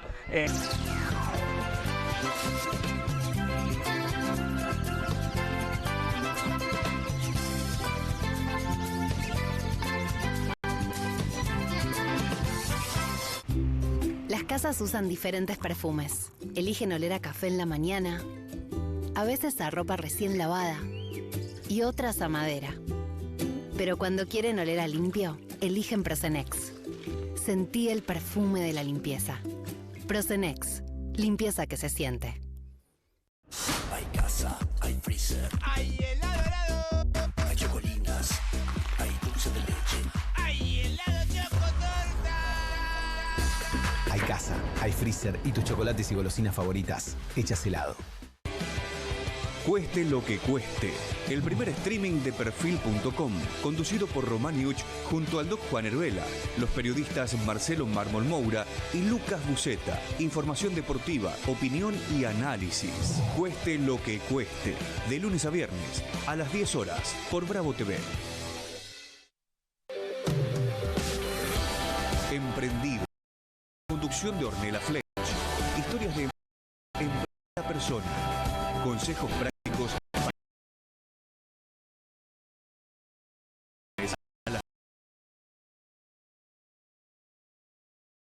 Horas.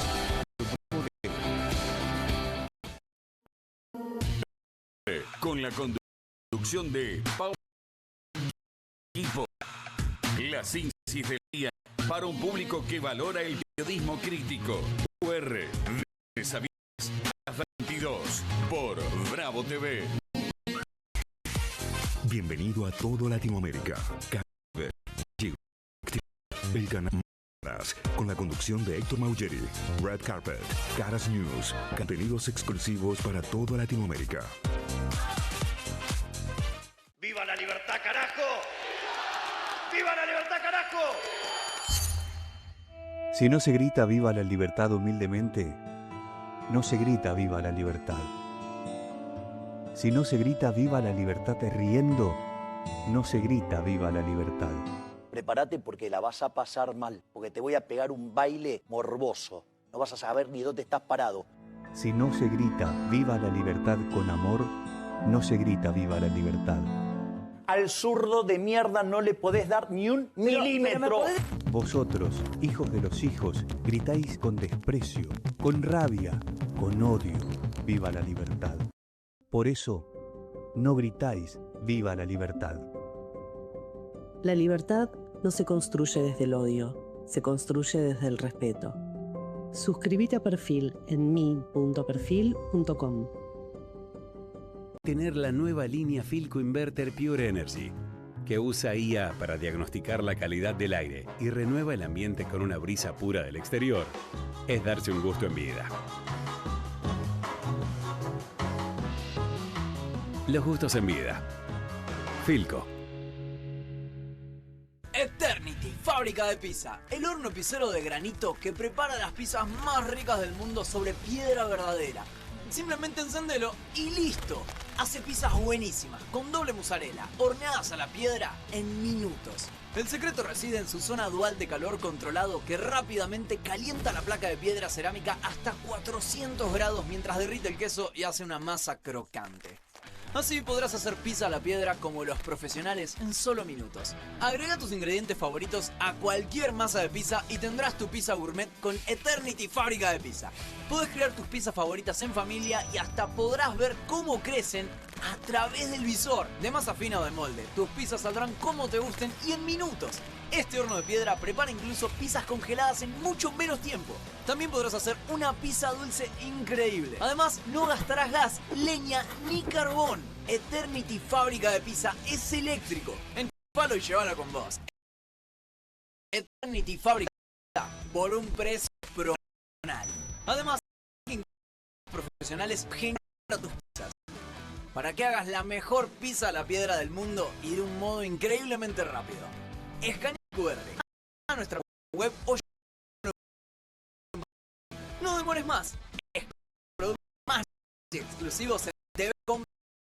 No pierdas tiempo. Aprovecha esta y obtén este producto.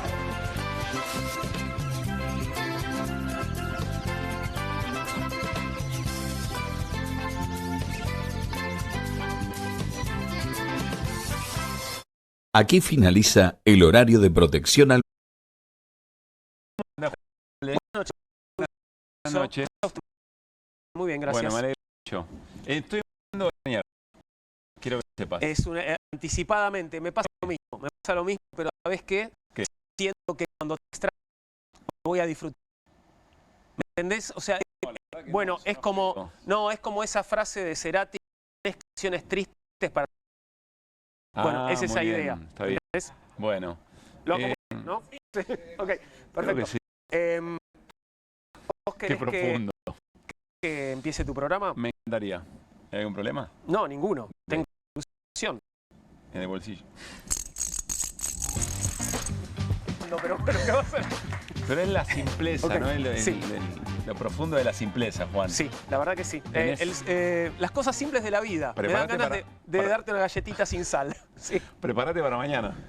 Mañana tenés tu desafío, tu musa. Viene tu musa inspiradora. Lo de mañana está resuelto. No sé si lo sabe. Lo de mañana está resuelto y lo del viernes va a ser especial. Sí, el viernes va a ser especial. Bueno, te traje cositas, como siempre. Muchas gracias. No sé si es tan gracioso. Vos sabés que en general tratamos de tratar algo con ironía, que no, me parece que esto es demasiado literal. O nos reiremos de los nervios, si querés. Sí, risa incómoda. Sí. Protagonista, Donald Trump. Presidente de los Estados Unidos, muchas ganas de emperador, que se refirió, viste, que tiene todo un asunto con la política migratoria. Sí, claro. ¿no? Bueno, escuchá lo que dijo en Pensilvania. We had a meeting, and I say, why is it we only take people from shithole countries, right? Why can't we have some people from Norway, Sweden, just a few? Let us have a few. From Denmark, do you mind sending us a few people? Send us some nice people, do you mind? But we always take people from Somalia, places that are a disaster, right? Filthy, dirty, disgusting, ridden with crime. The only thing they're good at is going after ships. Bueno, una especie de lección de racismo, por otro lado, ¿no? Sí, varias cosas. La gente se ríe, ¿no? Que le acompaña su tono irónico. Evidentemente Trump, que no da puntada sin hilo, sigue percibiendo que hay un sector de los Estados Unidos, un electorado. Yo hasta pensaría por fuera de los Estados Unidos en que eso le garpa, que le acumula. Evidentemente a él le sirve esto, ¿no? Sí. Después también es cierto que no hay elección que Trump haya ganado de las elecciones locales, digamos, después de su elección, que lo volvió a poner en la presidencia, que haya ganado Trump. De hecho, perdió una elección a alcalde en Miami, que hacía 30 años que no perdía un republicano. Hay algo ahí que está ocurriendo y después invita a una reflexión.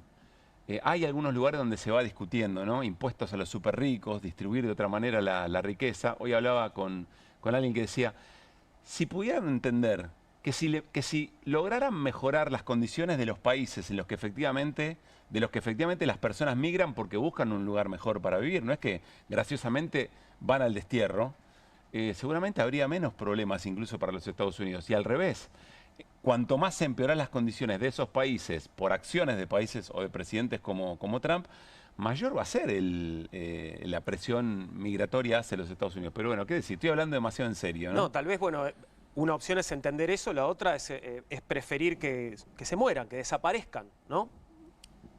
Esto no termina bien, ¿no? No, Juan. claro que no termina bien, pero me parece que hay una parte de la élite global que se desentiende del asunto. Sí, ¿no? o eventualmente que cree que se puede jugar mucho más allá del fleje de la manera que lo hace Trump y que eso vale. Y es un poco la historia en la que estamos, ¿no? Muy, muy distópico, eso me pasa. La última referencia de Trump, ¿no? Esto de lo único que hacen bien es perseguir barcos, ¿no? Como bancando a los piratas. también, ¿no? Raro. Sí, raro, pero yo insisto, ¿cuáles son las razones por las cuales eventualmente en Somalia o en Haití o en México se vive como se vive? No, sí. ¿Y cuánto tienen que ver personajes como Claro, Trump ¿cuánto para tiene eso, que no? ver la política de Estados Unidos, por ejemplo? Entre otros. Sí, claro. Entre otros. Bueno, te amargué Bueno, la noche. No, un poquito, Sí, pero bueno. es verdad, me arrepiento. Pero mañana tenemos revancha. Que esté muy bien. Y por suerte, cierto que no nos gobierna Trump. Ah, no, perdón. Ok, chau.